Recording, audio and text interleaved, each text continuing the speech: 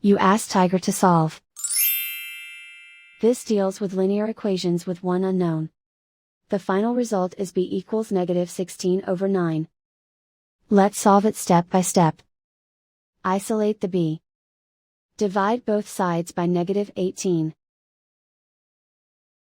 Cancel out the negatives. Simplify the fraction. Move the negative sign from the denominator to the numerator. Find the greatest common factor of the numerator and denominator. Factor out and cancel the greatest common factor. And so the final result is b equals -16/9.